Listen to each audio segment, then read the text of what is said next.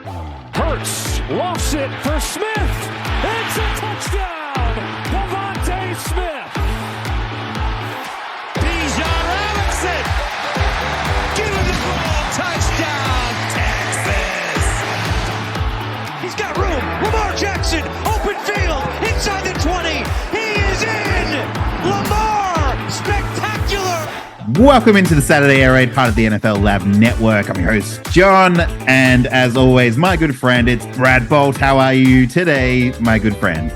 Excellent. Ready for some more preseason football. Let's get this going. Going to power through it. So a little peek behind the curtain. We're just going to keep the camera rolling. We have not stopped.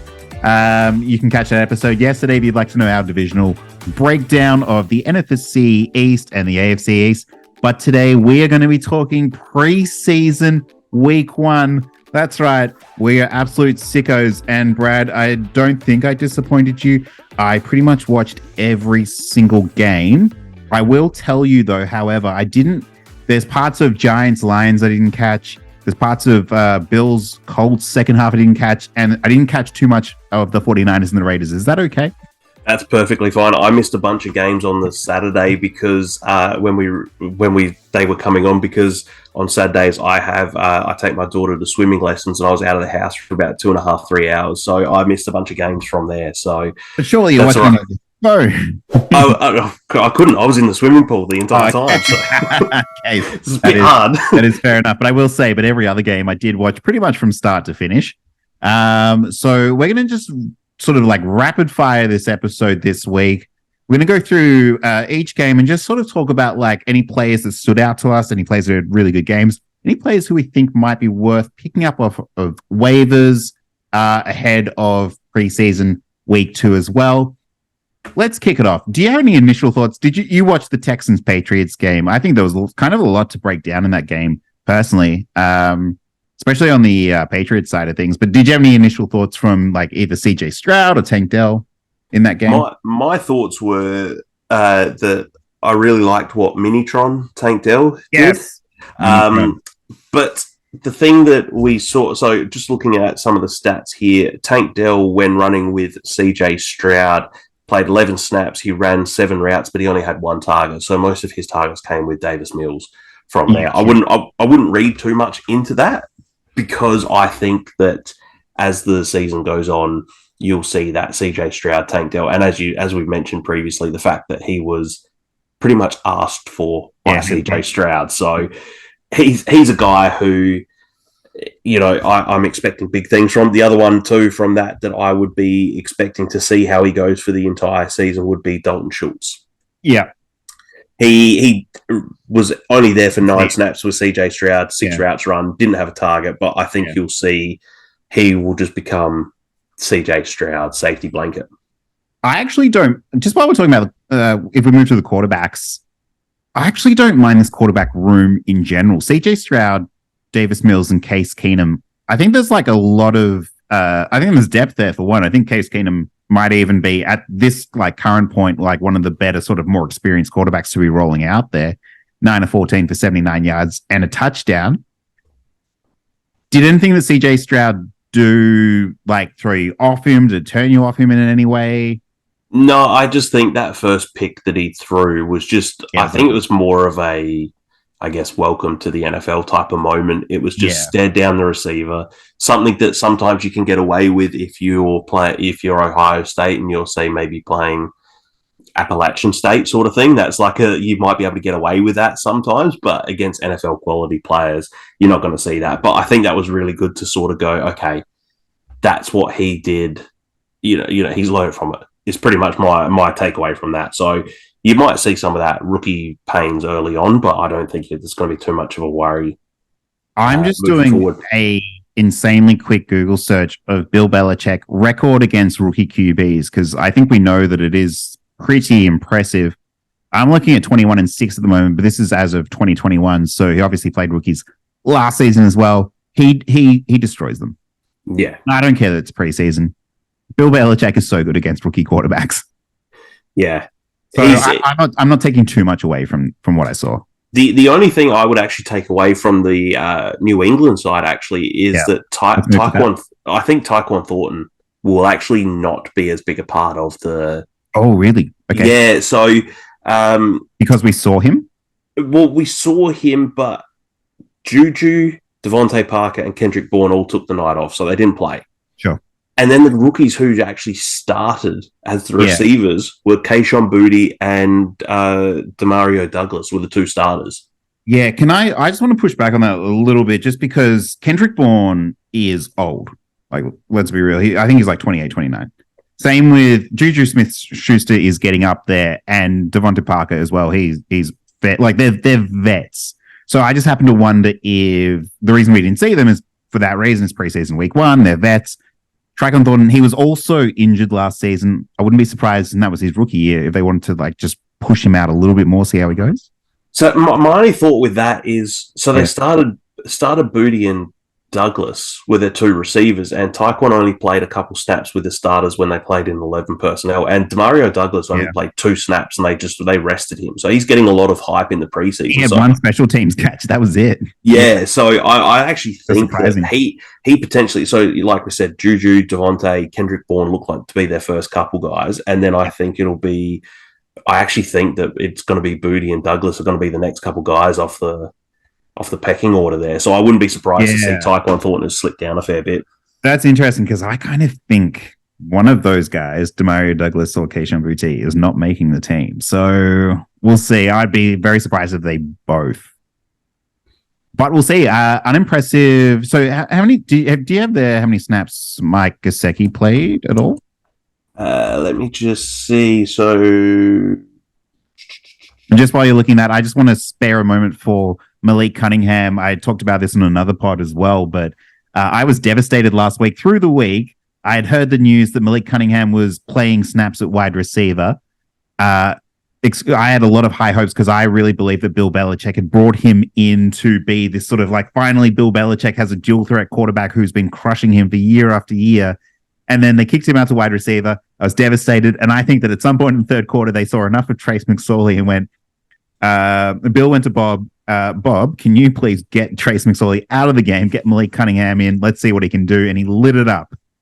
Yeah, I'd like to start the discourse now that Malik Cunningham is actually the QB1 for the Patriots. Let's do that. Let's do it. You heard it here first. Saturday at 8, QB1. Mike Gesicki had the night off. He didn't play at all. Okay. I thought so.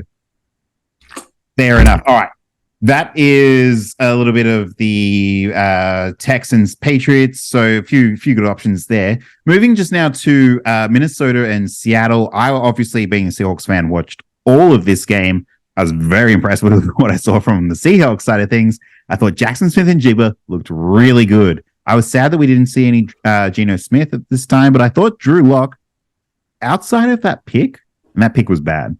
Outside of that pick, though, I thought he was very good. 17-24, 191, and 2 touchdowns. He did have a fumble that he recovered. We saw a little bit of Zach Charbonnet, which was kind of cool to see.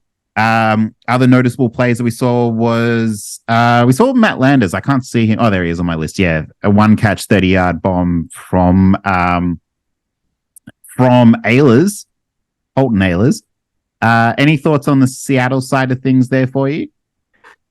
I know obviously there was no DK, there was no Tyler Lockett, but just looking at the wide receivers who played with the first team after that. So Cade Johnson played 13 snaps, ran 8 routes, had 1 target, 1 carry. And Jackson Smith, and then he went to hospital, unfortunately. Jackson Smith and Jigba was 12 snaps, 8 routes, run 4 targets. Yeah. And the one that was probably the most surprising out of all of it for just number of routes that were run was Jake Bobo. Jake Bobo, yeah, buddy. So he had 13 snaps for 8 routes run. So he didn't have a target or a carry in that. But I think, you might just see this wide receiver room. We know who the guys are going to be, but I think it seems like the Jake Bobo hive is quite happy with how he's going so far. So I think you might see him. He might be like one of those guys that I'd be happy to sort of stash on a taxi squad just to see what happens during the season. Yeah, can I give you the guy that you actually want to stash? And I understand why you're saying that, but I'm quite plugged in with Seahawks and Seahawks Twitter. Matt Landers had a very good practice the last couple of days. Apparently he's caught something like 3 or 4 touchdowns. So that's my stash. But Jake Bobo, he is the life and soul of the team at the moment. He's kind of like when Luke Wilson was like the hype guy that they brought back just to like hype the team up. They brought back Marshawn Lynch just to get the team psyched again. Who was the guy on defense as well? It slipped my mind at the moment, but I'm definitely into that. Looking at the Minnesota side of things as well. So we mostly saw pretty much Nick Mullins and is it Jaron Hall, sorry. Jaron Hall, yeah. Yeah. My surprise was Ty Chandler. After all we'd heard in training camp that he wasn't playing too well, 11 carries, 41 yards, and 4 catches for 29 yards. He was kind of like a feature guy in this. Yeah, so with the starters, 22 snaps, 8 routes run, 3 targets, and 9 carries. So getting some play with the starters. But the guy who I actually was most surprised with his run with the starters was Jalen Reagor. Right, yeah. So Jalen Reagor played 29 snaps, which was the most of the starters. He played all 29 with Nick Mullins. Yeah, I think they like Jalen Reagor there. Yeah, so ran 15 routes, only had the 2 targets. Jordan Addison played 27, had 13 routes, running 3 targets. But I actually think that Jalen Reagor might end up, because it does seem like that Kevin O'Connell likes him. So I wouldn't be making surprised. The 53, yeah. He's definitely going to make the 53. Last year he played a lot as the punt returner type of thing, but I wouldn't be surprised to see him as that 4th wide receiver. So yeah. Behind like your KJ Osborne. Yeah. I think they're going to have those. Addison, JJ, and Osborne are going to be the 3 guys. But Jalen Reagor does appear to be the guy who could be next in line. So once again, I'm not saying go out and pick him up on your fantasy rosters, but he wouldn't be. To me, he's a guy who's maybe worth monitoring to see how much he starts playing once the season actually gets going. And that Jordan Addison catch was insane. Yeah. Just quickly on the Vikings as well. Kevin O'Connell is 0-4 in his preseason starts, so very difficult to read too much into that. Take it what you will. We might not ever see anything out of the Minnesota Vikings preseason, but there was a few things to get excited about. Let's move to the next day real quick. So Green Bay with Cincinnati. I don't think there's too much, like honestly on Cincinnati side, I think there's almost nothing to take away from them because they don't play any of their starters. We don't even really see anything close. Maybe you could say like Chase Brown was probably something worth watching, or even Chris Evans on the run game. But for the most part, these receivers, I just didn't see too much unless you like Charlie Jones. I don't know. No, I think it was Andre Yoshivas, who was a guy I spoke about last week. 12 snaps, 8 routes, run 4 targets. Like, I think he is firming to be that Tyler Boyd replacement. So he's a guy who, in my rookie drafts that I've done, I've tried to get Andre Yoshivas and put him on my taxi squads. Yeah.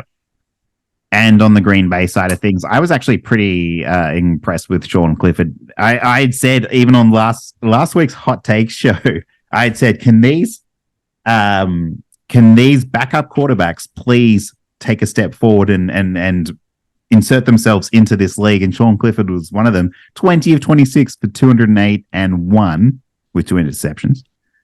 Not bad. No, not bad. The thing that I took away from it is obviously clearly Luke Musgrave is the tight end 1 there.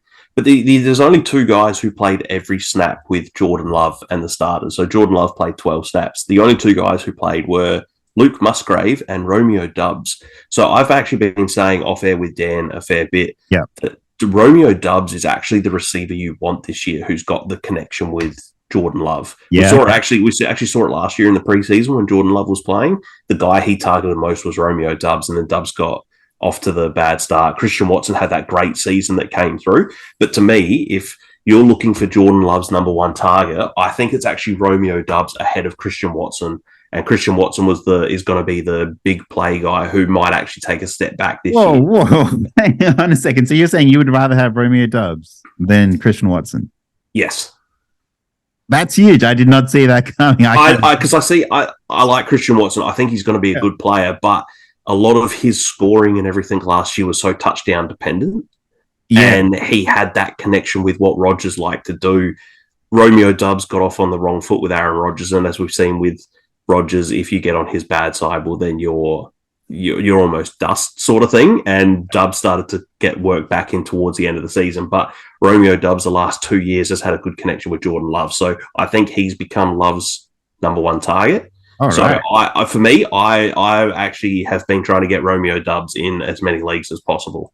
Oh, okay. Because I'm looking at him as maybe like just a repeat of what we saw last year, where he was like the preseason hype darling. It was like, no, you don't want Christian Watson. Who you want is Romeo Dobbs, and I kind of think that might be happening again. So I'm interested to hear what you had to say about that.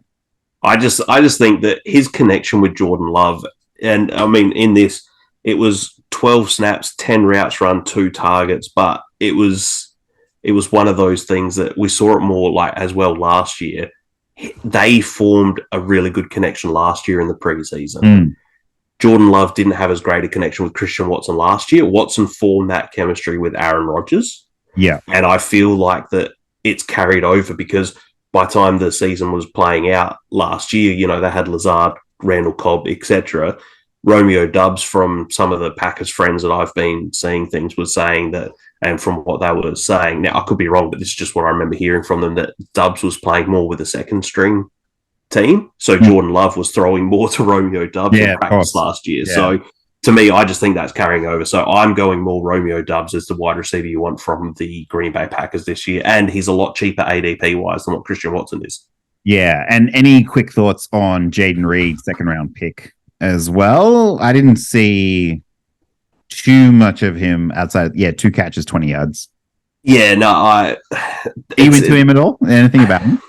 Not for me. No, I'm not sure. I think I need to see a little bit more of him first before I can see. And that's where this week is just going to be interesting to see how he plays this and see how much he, you know, plays with the starters or just gets a bit of a run this week. So, yeah I'm not sold on him yet, but who knows? Now, from what I did see of the Giants and Lions game, my only real takeaway was, man, holy shit, Jahmyr Gibbs was pretty good. 6 carries, 19 yards, and 1 catch for 18 yards. But the way he was running was impressive. Yeah, I mean, I've been a big fan of Gibbs. I think when we did our stream, when we were watching it live, it was just a shock to see him go so early. But yeah, Jahmyr Gibbs, to me, like I said, I'm a big fan. So he played 18 snaps for the starters, 6 routes run, 1 target, and 6 carries. And to me, the 2 main guys I noticed from this were him and Sam Laporta. Yeah, like I think Sam Laporta could be another guy who looks good. He looks really good. Just low key as well on the lines. My one of the mates I was talking to on another pod was saying Antoine Green, watch out for him this weekend. We're seeing that Jameson Williams might have tweaked a muscle, so we might see more Antoine Green. 3 catches for 36 yards last week. Might be worth a quick look. Anything else in this game? Anything on the Giants side? Only thing I'd say on the Giants is if you've got roster spots, look for Daniel Bellinger to pick him up as the cover for Darren Waller. Yep. Bellinger had a pretty decent year last year until he got injured and missed a few games, but Bellinger looks like a guy who could slip into that role if Darren Waller, you know, does miss some time, which it seems like, you know, based off the last couple of years, you're sort of baking that into, that's probably what's baked into his ADP. Yeah. Darren Waller's missing time, but yeah, Daniel Bellinger for me is a guy who I wouldn't mind as almost like a tight end handcuff. Yeah, entirely possible. Now, moving to the Falcons who went to the Dolphins, this game was absolute bullshit because I was all over the over for this game, and the Dolphins led 3 drives that all went into the red zone, into the 10-yard line, and they came away with 0 points. So that was frustrating. But Mike White, for the most part, did look good outside of that nasty red zone pick that he had.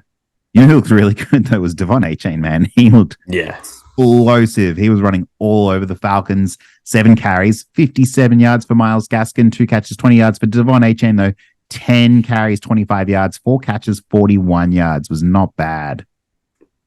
Yeah, I think, too, just another guy that probably...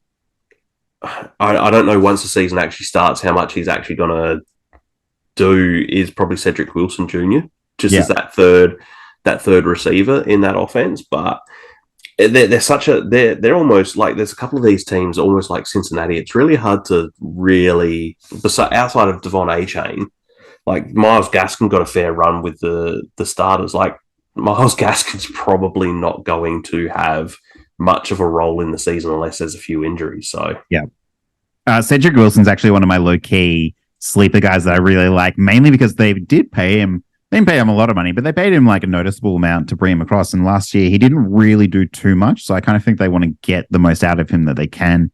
Yeah. This season. Now, quickly on the Falcons side, there's nothing to really report because they didn't start any first string or second string from what I can see here at all, unless you consider maybe Scotty Miller, is on the team. Yeah. Nothing out. There's nothing in there. We could breeze past them, I think. Let's go to the blockbuster NFL sort of like dress rehearsal game in the Pittsburgh Steelers, who were playing in Tampa Bay. We did see a fair bit of Baker Mayfield, who didn't look too bad, just the 63 passing yards, but he did have that sweet touchdown. Kyle Trask did. He looked like Kyle Trask, let's be honest.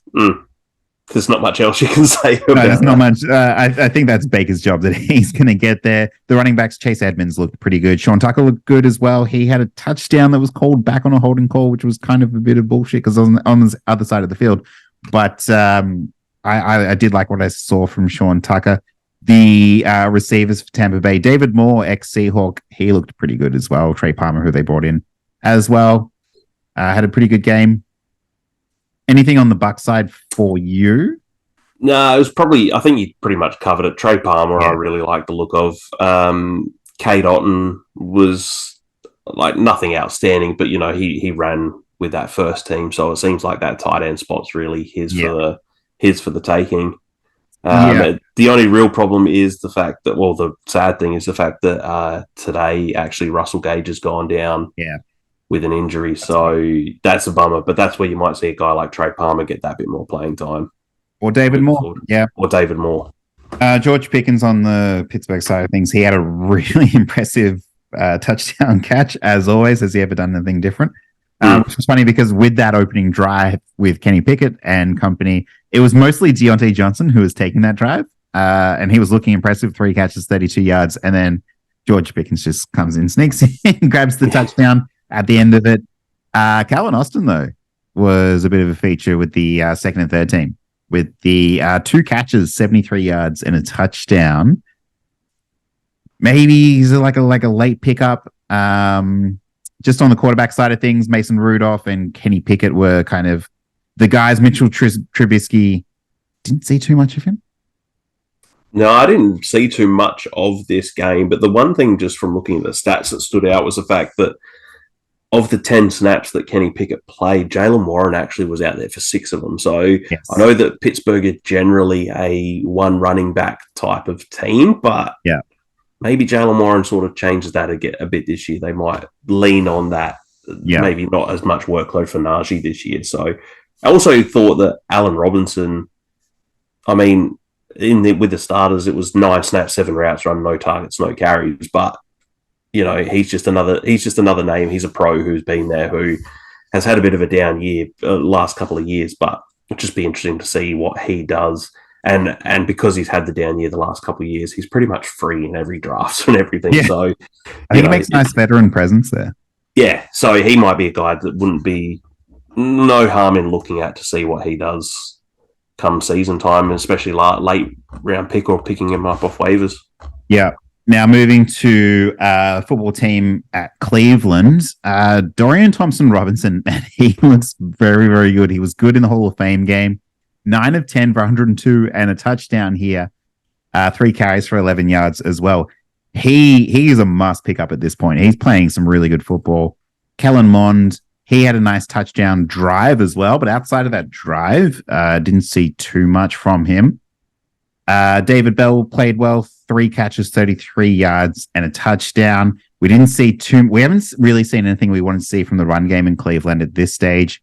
Same with the receivers outside of like Elijah Moore, who had the end around 18 yards and catch for 6 yards. Cedric Tillman's kind of popped as well. But again, I want to know how much of this is just DTR, who has just been carving up the Redskins defense. It was not too bad to watch. Yeah, DTR's he's like we were saying last week, it's a bit of a pity he's actually on Cleveland, because if he was on a different team, I would have loved to have seen him have a chance to compete. My guy on the Browns, who I think everyone should be picking up if he is available, is my crush that I had on that 2020 draft, and that's Donovan Peoples-Jones. Oh, yeah. DPJ has been one of my favorites. Yeah. Didn't didn't do too much in terms of when he was out running with the starters, but he's a guy who I think really complements Amari Cooper and Elijah Moore when they play that sort of set. So, and then from the Commander side, I think the biggest sleeper in the sense of that it doesn't feel like a lot of people are talking about him because he's playing for Washington. Jahan Dotson, man, he is so good. Everyone saw that touchdown catch. That was insane. He's so good. Like probably the most impressive catch of the weekend. We've just talked about George Pickens as well.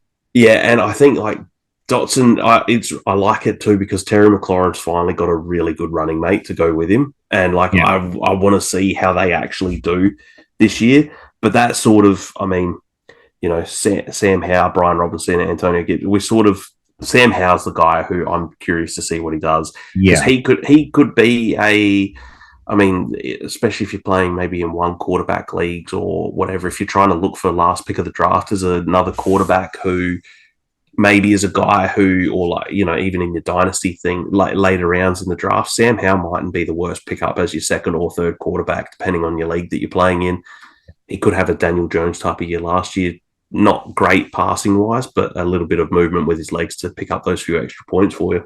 Yes, and Byron Pringle just quietly had a very cool catch as well. One catch, 32 yards, reception. But also the run game was kind of cool to watch for Washington as well. Antonio Gibson looked good. Brian Robinson looked good. They both looked good. This thing, quarterbacks look good. Like they looked fine, like competent. Yeah. The running backs look competent. The receivers look competent. It all looks competent. We'll see what that translates to into actual football games pretty soon. Now, we didn't need to spend too much time on Denver at Arizona, but I thought Clayton Tune, outside of the interception, which probably wasn't his fault because Rondé Moore fell down, but I thought he looked pretty good against this Denver defense, who is very, very good. But also, like I haven't said that, Colt McCoy, not so good, but David Blau, like he was fine. But Clayton Tune, he was the real star of the show here for the Cardinals. Did you catch any of this one? I did watch a little bit. I think the thing that actually seemed more surprising for me out of anything was actually the number of targets that Cortland Sutton had when he played with the starters. Like he ran 17 routes. He played 17 snaps, ran 12 routes, had 4 targets. Jerry Jeudy had only 3 targets. I was a bit surprised because, you know, Cortland Sutton sort of not had the best couple of seasons. But I actually think the most surprising out of everything was Adam Troutman. Yes. Adam Troutman is he was the first teamer. He's the first teamer. He's been listed as tight end 1 ahead of Greg Dulcich. Yeah. And he's Sean Payton's guy. Sean Payton drafted him. He traded for him. So a lot of people are saying that. Yeah. A lot of people are saying, oh, Dulcich will take over. I don't know if he will. Yeah. No. The fact that Troutman, 2 catches, 18 yards, and Dulcich was out there just sort of like blocking potentially. Yeah. I wouldn't be surprised to see Troutman have a bit more of a role this season, just based off of the fact that Sean Payton drafted him when he was in New Orleans. Yeah. Now, we saw a few first-team offenses out there this weekend, gone. But did we see any as fierce as the Denver Broncos and what Sean Payton was trying to like hook up? Because I felt like they went out there with a mission, and it was to win. And guess what? They didn't win. So, and Sean Payton didn't he challenge a spot on the ball in the first quarter of a preseason game or something? Like it's just, it was wild to watch. Now we saw Indy at Buffalo as well. We didn't see too many first teamers on Buffalo's side of things outside of James Cook, who just had the 4 carries for 20 yards and a touchdown. I was sad to not see him in the passing game get any looks. But he didn't have Josh Allen with him. He was receiving catches from Barkley and Kyle Allen. I thought Khalil Shakir looked pretty good in this game. 2 catches for 25 yards. But, I mean, for the most part, Buffalo seemed just more than happy to trot out their second and third string guys outside of James Cook. Yeah, it's James Cook. Dalton Kincaid only played 6 snaps. Dawson Knox was only 3. Yeah. Gabe Dave played 6. Yep. But, you know, they're another team. It's really hard to evaluate them because no one really played. Yeah. That's the tough thing about them. We're going to see them this weekend, though, against, real quick, they're playing the Steelers. So we might see, I like to sometimes think that the second week of preseason is usually like sort of more dress rehearsal than anything for for regular season. But on the indie side of things, we did see Anthony Richardson.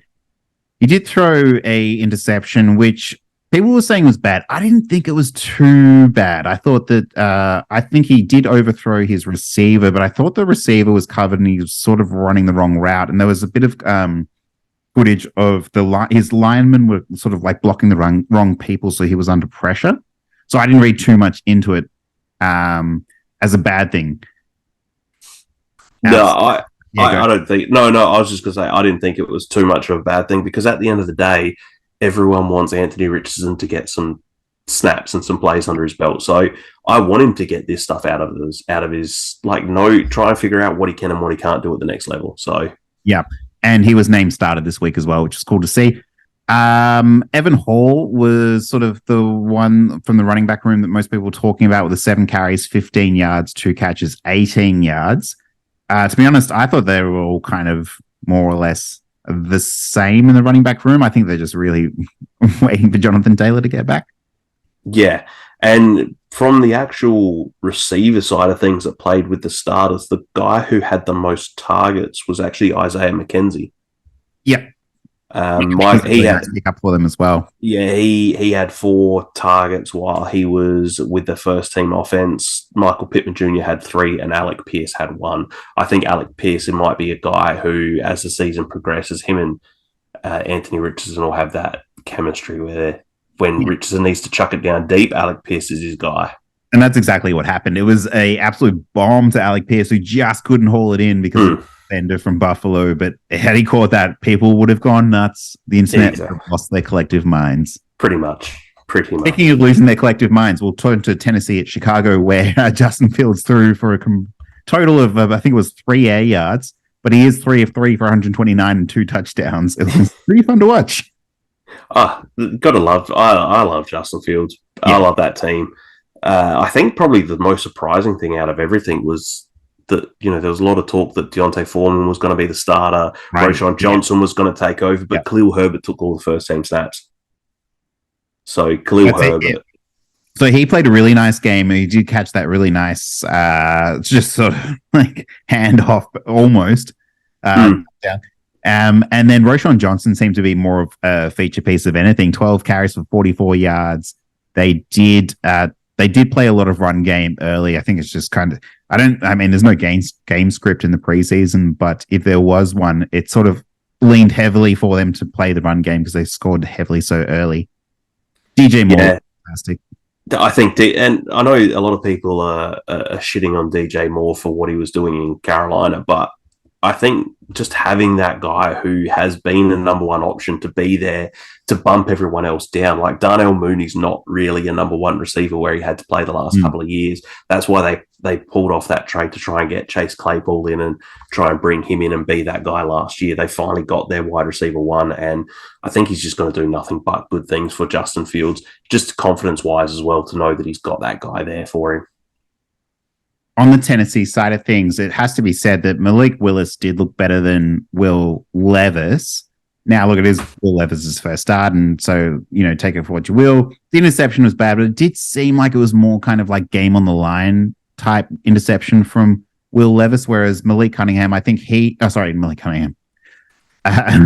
Malik Willis, he had the tipped pass for an interception, so not too much to take away from there. Tajay Spears, I thought looked really good.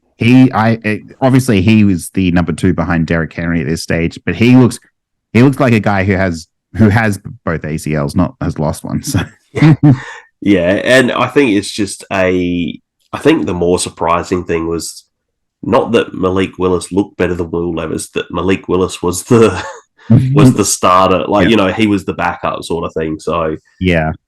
I've heard this week apparently it hasn't been going well for Will Levis further up the game as well. So yeah. So no, that was probably my surprising thing. So maybe it might be one of those things that you look at a Malik Willis as a late round dart throw or pick up off of waivers if you start to think that maybe Tannehill picks up an injury or he just starts the season off and he looks pretty terrible and they need to make a change.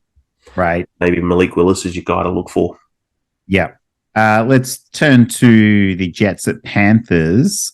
I didn't think that the scoreline really represented this game too much. I actually thought Bryce Young looked really good out there. Just the 4 passes for 21 yards. Matt Corral, man, he looks awful. Yeah, I mean, he didn't have a great offensive line. Like, so Carolina's a little bit banged up on their offensive line. Austin Corbett, who's their right guard, who played really well for him last year, is coming back from an ACL injury, who's still not back. So then they had to play. They had to change some of the guys and change some of their things around. Chandler Zavala, who was one of their draft picks, he didn't play. Yeah. Cam Irving was playing at left tackle. Cam Irving's not really. He's more of a mentor sort of thing for Icky, sort of. So, I thought Bryce looked pretty composed. Yeah. Looked really good.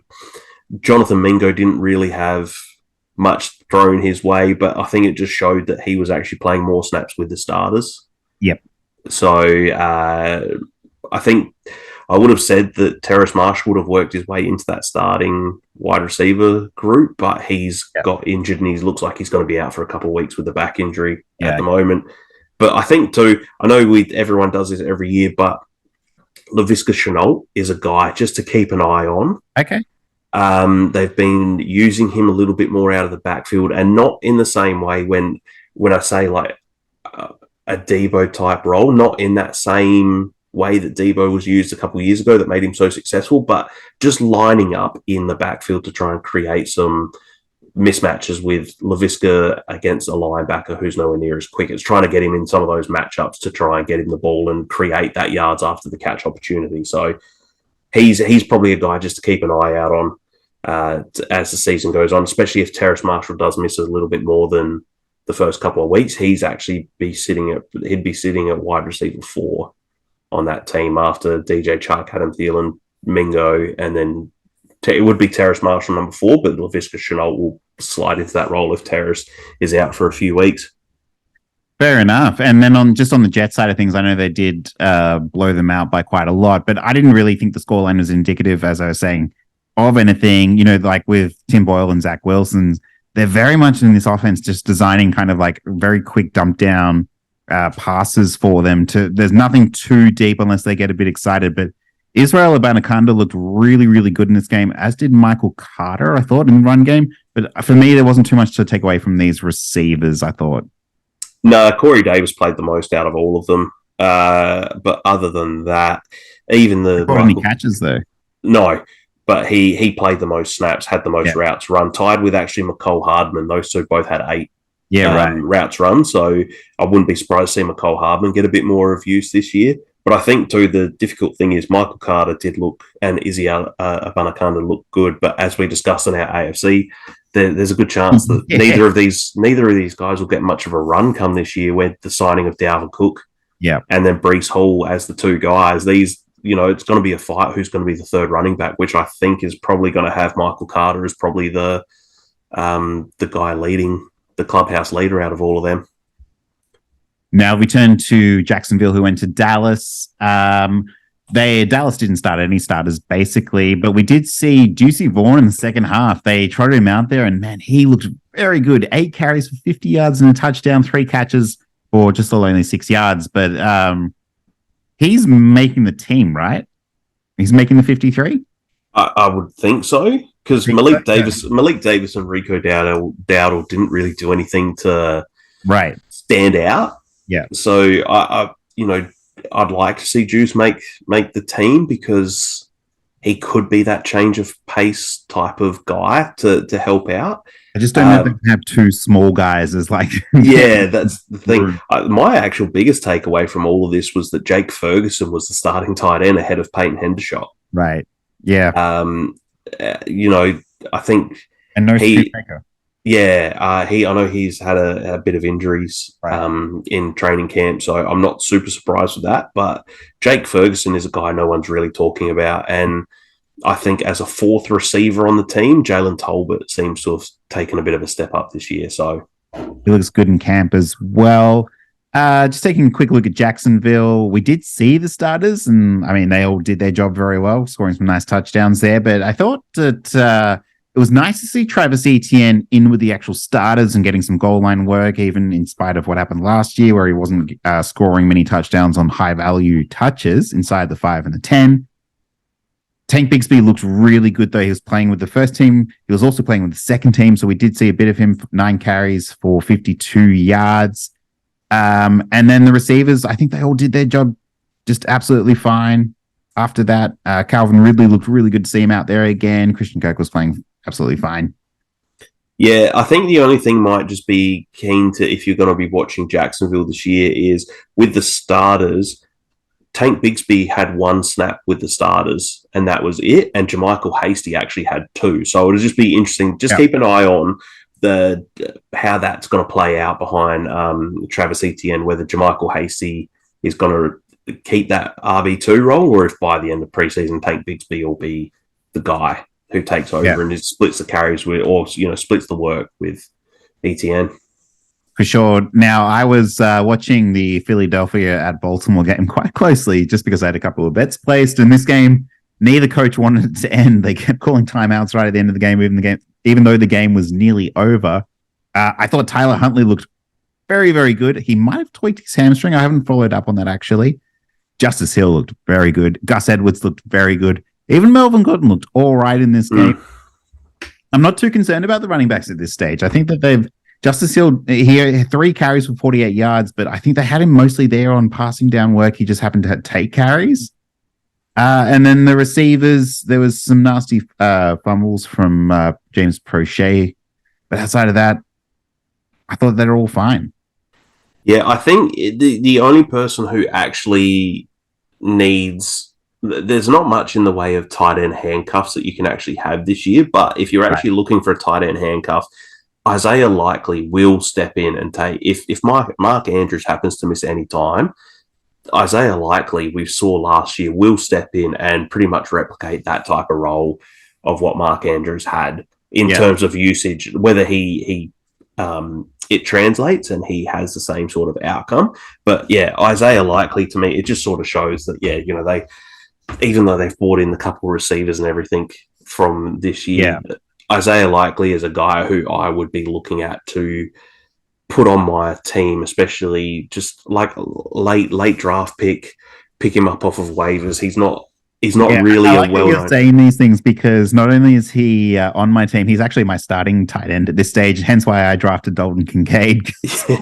Needed it. But yeah, he's been very good. He did get injured in this game, I will say, and he's been missing training camp this week.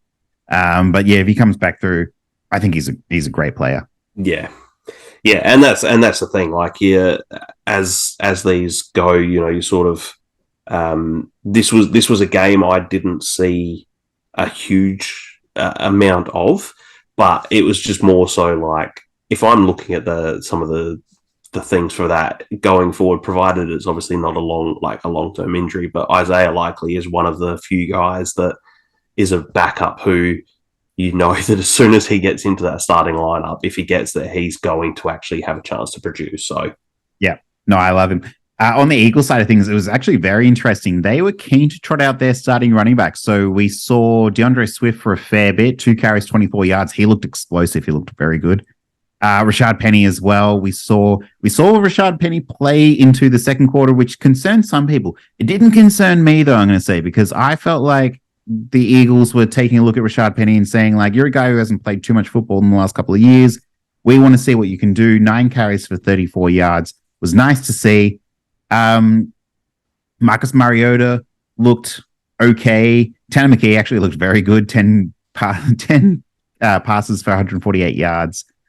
Was not too bad. And Trey Sermon was sort of like the feature back through the second and third team as well in the running back. And then we didn't actually see too much, I think, from the receivers, as well as Tyree Cleveland was the main guy who he actually had some bad drops that resulted in, I think one resulted in turnover as well from memory. Yeah, like I said, I didn't see too much of this. I didn't think anyone needed to panic with Rashad Penny and DeAndre Swift actually playing. And the Eagles have even come out since and sort of said like this is going to change throughout the preseason. Yes, yeah. Just because Kenneth Gainwell didn't play doesn't mean he's actually the starter. It's just more so like we want to get these guys the ball and give them a bit of a run to see what they've got, get them back used to being live game action and being hit sort of thing, especially with Rashad Penny. So I think that backfield is still completely muddied, and I think you'll actually see throughout the season everyone gets a go. Yeah, I'm glad you said that as well, because I also saw, they were saying Rashad Penny, like, we probably won't see him as much this week. We'll see the other guys. So we'll see if that translates. Now, the last couple of games, as I was saying, I didn't see too much of them. Chargers at Rams, I didn't really want to watch because both coaches don't like to play any of their starters or any of their backups, really. So it was Stetson Bennett versus Easton Stick and Max Duggan. Wasn't too interesting. Puka Nacua looked good, and Stetson Bennett was looking his way. And who am I kidding? I did watch this game, but he did look his way a few times, and the touchdown was nice. Lance McCutcheon from last preseason as well. He's back again. Outside of that, I didn't see anything on the Ram side of things that really caught my eye outside of Puka Nacua. No, it's Puka. That's about it, really. Royce Freeman and Ronnie Rivers were their two backs who got a little bit of work with the first team. And even on the Chargers side of things, like there's nothing here to take away. Like I'm looking at the running backs. No, the only thing I picked was that Joshua Kelly actually played 11 snaps with the starters, and Isaiah Spiller only played 5. So it seems like at this stage, if you're looking for a backup running back on the Chargers to sit behind Austin Eckler, it looks like it's going to be Joshua Kelly. Yeah, actually, having said that, I did pick up the other day was Darius Davis, who I think he had 2 punt return or special teams touchdowns, or maybe it was just the one, but he played a really, really solid game for the Chargers. So I was kind of interested in him. Elijah Dotson had the 2 touchdowns, but I'm not really looking his way at all. No. Let's get to Kansas City and the Saints, the Saints looked good, man. Derek Carr looked very polished in his opening, and even James Winston looked pretty good as well. So I'm happy with what I'm seeing there as well. Jake Hayner as well looked really, really good. Alvin Kamara looked really, really good. Kendra Miller unfortunately got injured, and even when he wasn't injured, he wasn't looking all that impressive. A.T. Perry. I feel like we need to stop and pause and talk about A.T. Perry because he looked fantastic. 6 catches, 70 yards, and a touchdown. And one of them, the touchdown was an absolute bomb. I loved it. He actually was a guy who I really liked in the draft. I think with the fact that you've got Michael Thomas, who this is just a crazy stat that since 2020. Todd Gurley has played more games in the NFL than what Michael Thomas has. Yeah. So since 2020, Michael Thomas has played less games than Todd Gurley. So I think that was like a really good pick by the Saints for that. That Michael Thomas insurance to go with Chris Olave. My guy who actually stood out, who I really liked the look of, and I liked in the last couple of years, was Juwan Johnson. Yeah, I was just going to say he was also another standout. He's got that. He is that big athletic tight end who, we've seen Derek Carr with Darren Waller. So, I wouldn't be surprised to see Juwan Johnson get a bit of get peppered throughout this year with Derek Carr. No, that's a great shout out. Jimmy Graham had a catch as well. He's still going. On the Chiefs side of things, we saw Mahomes. He looked cool. Clyde Edwards-Helaire looked pretty good out there as well. I know that Isaiah Pacheco was injured, so he didn't play this game. But Clyde did a good job. Richard, though, he looks fantastic. I think the thing is, if Pacheco does miss time, it's Jerick McKinnon and it's Clyde Edwards-Helaire and it's Deneric Prince. I think when you look at it, it's with the starters. Clyde Edwards-Helaire played 6 snaps with the starters. And they only played 6 snaps. So he was the guy who, so he was injured last year. I wouldn't be surprised to see him have maybe a bit more of a role, especially if Pacheco does spend a bit more time on the sidelines to start the season. And Justin Ross caught a sweet touchdown slant as well. Rashee Rice, 3 catches for 30 yards. So, yeah, that receiver room is looking good, but it's also looking wide open. Let's get to the last game. Trey Lance, not too much to say on it. What I did watch was the passing touchdown that he threw. The passing interception touchdown. Quote unquote. That should not have been a touchdown at all. Man, that would have really changed things. Yeah, I mean, it's really hard. I don't like people the way that they've been coming after Trey Lance because he's had the first year where he sat behind Jimmy G. He's had the fact that they've traded all this draft capital to go up and get him. Yeah, he's played one game in a monsoon last year and then broke his ankle in the second game, and now all of a sudden he's a bust. I don't look, coming out of college, I wasn't the biggest fan of Trey Lance, I must admit. Especially too that there was a stat floating around, and I mentioned this on our show with Hutch, but last year Tom Brady threw more passes last year than what Trey Lance has thrown in high school, college, and the NFL combined. Yeah, he's raw. So he's very raw.